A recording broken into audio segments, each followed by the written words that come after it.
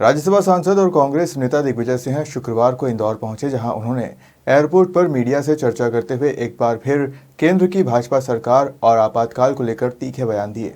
कांग्रेस नेता दिग्विजय सिंह ने कहा कि प्रधानमंत्री नरेंद्र मोदी आपातकाल के मुद्दे को राजनीतिक लाभ के लिए उपयोग कर रहे हैं।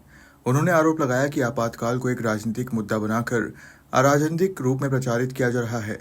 दिग्विजय सिंह ने केंद्र की भाजपा सरकार पर निशाना साधते हुए कहा कि सरकार को सत्ता में आए 11 साल हो गए और इन 11 वर्षों से देश में एक तरह का इमरजेंसी जैसा माहौल बना हुआ है। उन्होंने ये भी कहा कि प्रधानमंत्री ने आपातकाल को लेकर 1 साल तक अभियान चलाने के निर्देश दिए हैं, जो पूरी तरह से राजनीतिक एजेंडे का हिस्सा है। कि केंद्र सरकार ने एक राजनीतिक मुद्दे को अराजनीतिक मुद्दे को राजनीति के रूप में पूरे देश में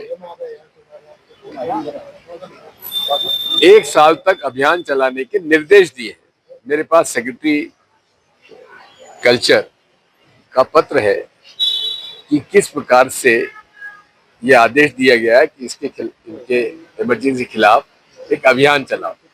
अरे 50 साल पुरानी बात है। अभी तो 11 साल आपके सरकार में जो अघोषित इमरजेंसी चली हुई है, लोग बाग गिरफ्तार हैं, चार्जशीट के बिना उनकी जमानत नहीं हो पा रही है। ये तो अघोषित इमरजेंसी और अघोषित तरीके से जो संविधान के खिलाफ कार्रवाई की जा रही है, लोगों के अभिव्यक्ति के अधिकार को छीना जा रहा है, ये उससे भी ज्यादा खतरनाक है। दत्तात्रेय उजबोले कह रहे हैं कि जिन लोगों ने इमरजेंसी लगाई वो अब जेब में संविधान लेकर घूम रहे हैं। राहुल गांधी की निशाना साधा। ये क्यों भूल जाते हैं, तत्कालीन सरसंघचालक जी ने इमरजेंसी का समर्थन किया था। देवरस जी ने प्रदेश में जिस प्रकार से आदिवासियों के साथ अन्याय किया जा रहा है, बरसात में उनके घर उजाड़े जा रहे हैं, ये अमानवीय है। इसकी हम घोर निंदा करते हैं और मांग करते हैं कि इसमें अनेक